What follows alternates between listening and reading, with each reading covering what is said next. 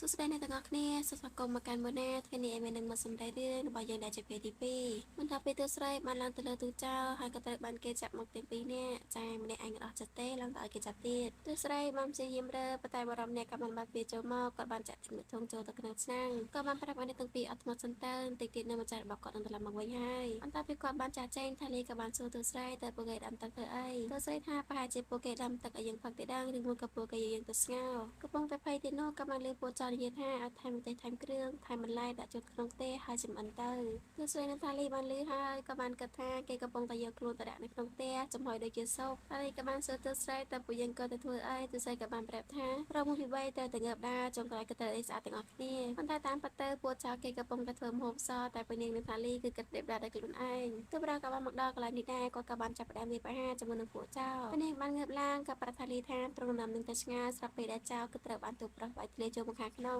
ចូលនៅក្នុងឆ្នាំងដែលពួកគេទៅដឹងដែរងាលាក់គូទៀតទើបស្រីបានសម្លឹងមើលឃើញទូប្រុសបិទមកកាន់ដាវដូចជាទេវបុត្រជាសេះសនៅពេលដែលទូប្រុសបានចូលទៅពីចេញបានសម្រេចទើបស្រីក៏បានឃើញដែលទូប្រុសមានរបួសនាងថានាងមានថ្នាំចាំនាងលេខឲ្យវាអាចគាត់ឈាមបានទូប្រុសក៏ថាបើសិនជាគាត់ជាអ្នកទាំងពីរវិញគាត់នឹងត្រឡប់ទៅផ្ទះវិញណាចាងអានគឺមានគ្រោះថ្នាក់ណាទើបស្រីក៏ថាតើលើលោកនេះមានកន្លែងណាដែលមានគ្រោះថ្នាក់នោះទីហ៊ានខាងពួកនាងកំពុងតែស្រែកហៅរូបនាងទូប្រុសក៏បានចាក់ចែងមកនឹងគាត់ទៅក៏បានប្រាប់ថាឲ្យអ្នកទាំងពីរថែរក្សាខ្លួនផងនៅពេលដែលមកដល់ឆាងអាមចាស់បងរបស់ទូស្រីក៏បានបើកគ្រីស្វែងមើលប៉ុន្តែឃើញតែថាលីទេក៏បាត់ទូស្រីបាត់ហើយកន្លែងមើលទូស្រីវិញគឺកំពុងតែដើរលេងធ្វើម្ដងនាងក៏បានឃើញកាទៀមួយចាននាងក៏ចាំញ៉ាំមិនដឹងថាម្ចាស់បងមកតាំងពីពេលណាទេចាប់តែនាងនេះលឹកជានាងថាហេតុអីបានជាចៃដន្យខ្លាំងម្ល៉េះម្ដងនៅរាជវាំងម្ចាស់បងក៏បានស្ដីឲ្យទៅកាន់ទូស្រីមិនក៏ទៅបដូរសម្លៀកបំពាក់ជាមួយនឹងថាលីចឹងមួយរយៈនេះកុំដោះស្វែងមកឲ្យសោះអ្នកទាំងពីរដែលម្ដងក៏បានឃើញពេលនាងនគរឋានកំពុងតែរញ៉េរញ៉ៃជាមួយនឹងគ្រីស្វែងរបស់ពេលនាងត្រង់ក៏មានឈ្មោះថាខាងលើទ្រង់បានប្រាប់ទៅកាន់អ្នកបម្រើថាមិនត្រូវឲ្យម្ចាស់បងរបស់ទ្រង់ដឹងពីរឿងនេះទេ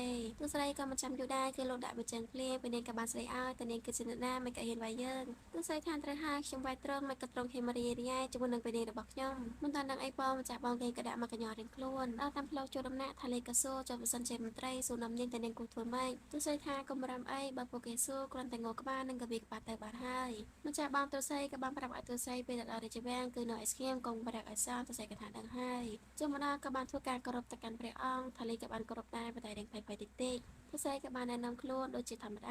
ម្ចាស់បងទូស្រីក៏ចង់ទូថ្វាយទៅហើយតែលោកម្ចាស់ទូគាត់ក៏បានទូបានមុនគាត់ថាពេលដែលជីទូមកឆាំងអានក៏បានជួបគិតកោជាពេលបរិហារតាមផ្លូវទឹកព្រះអង្គក៏សួរតើរឿងនេះប៉ាត់អត់ទីទាថាក្រាបទូបែបណាវាគឺជាការប៉ាត់សូមត្រង់ដាក់ទូបង្គំចោះគឺជាកំហុសរបស់ទូបង្គំដែលធ្វើប្រហែសលោកម្ចាស់ទូក៏និយាយមិនឈប់មកទេគាត់ប្តឹងនេះប្តឹងនោះរហូតដល់គ្រប់គ្នាហេតុទឹកមាត់ទូស្រីបានមើលទៅកាន់ព្រះវត្រាដែលនៅចិត្តព្រះអង្គតើមួយណាគឺជាព្រះវត្រាស៊ីម្នាក់នេះឬក៏ម្នាក់នោះម្នាក់ណាក៏មិនមែនដែរមើលទៅមុខរៀងចាស់ណាស់ព្រះវត្រាទី3ក៏បានទូថ្វាយទៅកាន់ព្រះអង្គគាត់បានបញ្ជាឲ្យស៊ីអ៊ីងទៅសើបហើយម្ចាស់បងទូស្រីក៏បានសួរបានជាពនាងនគរសីយៈរៀបការជាមួយនឹងព្រះវត្រាថាទូបង្គំចង់ដឹងថាវត្រាមួយណាដែលជាព្រះវត្រាស៊ីព្រះអង្គទ្រង់ក៏បានក្អកបញ្ជាក់ថាវត្រាស៊ីគឺមិនទាន់មកទេបន្ទាប់ពីចាក់ចេញពីរាជវាំងទូស្រីនិងថាលីក៏បានងូតទឹកជាមួយគ្នាស្រាប់តែឃើញពនាងងូតទឹកតែឯងបើតែនេះមានណាគឺពនាងងូតទឹកជាមួយនឹងអ្នកបម្រើនាងថាព្រះវត្រាស៊ីមិនបានមកទទួលកូនកំមុំទេតែមានន័យយ៉ាងម៉េចថាលីថាប្រហែលជាទ្រង់កំពុងតែមានរឿងសំខាន់អ្វីមួយដែលត្រូវធ្វើទីដឹងកាត់មកខាងទូប្រុសវិញអាចិនកំពុងតែអង្គុយរអ៊ូរឿងរបស់ទូប្រុសក៏ថាក៏ខ្លាចបើសិនបើពេលនាងស្លាប់វានឹងនាំក្រុមហន្តរាយដល់នគរគ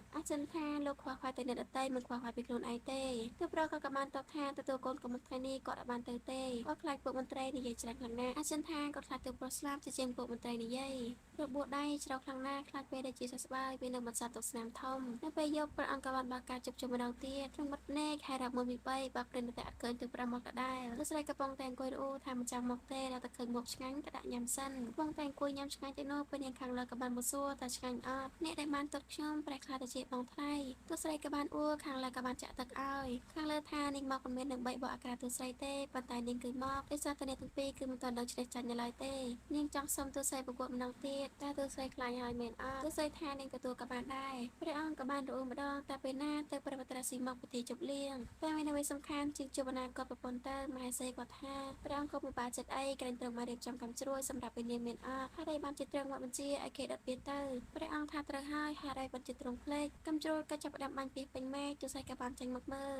តែសភាពមួយនេះវាពិតជាស្រស់ស្អាតខ្លាំងណាស់ទើបប្រកាសក៏បានឃើញដែរទើបប្រថាបេដានៅតែអត់តម្លៃនៅលើមង្គលការនេះជាងបន្ទាប់ពីដុតកម្មជ្រួយហើយអ្វីដែលនៅសសល់គឺគ្រាន់តែជាធូលីប៉ុណ្ណោះទូស័យថាទោះបីជាវាគ្រាន់តែជាធូលីក៏ដោយចុះប៉ុន្តែនៅពេលដែលវាភ្លឺវាបានធ្វើឲ្យមនុស្សគ្រប់គ្នាមានសុភមង្គលនិងរីករាយប៉ុណ្ណឹងគឺគ្រប់គ្រាន់ណាស់ទៅហើយសេចក្ដីភ័យទី2របស់យើងក៏បានចាប់ម្ដងទៀតហើយរឿងនេះគឺល្អមើលខ្លាំងណាស់មានអង្គុយមកប្រមាណដងក៏មិនចេះធុញដែរជួបគ្នាម្ដងទៀតនៅវីដេអូក្រោយណាអ្នកទាំងអស់គ្នាបាយបាយ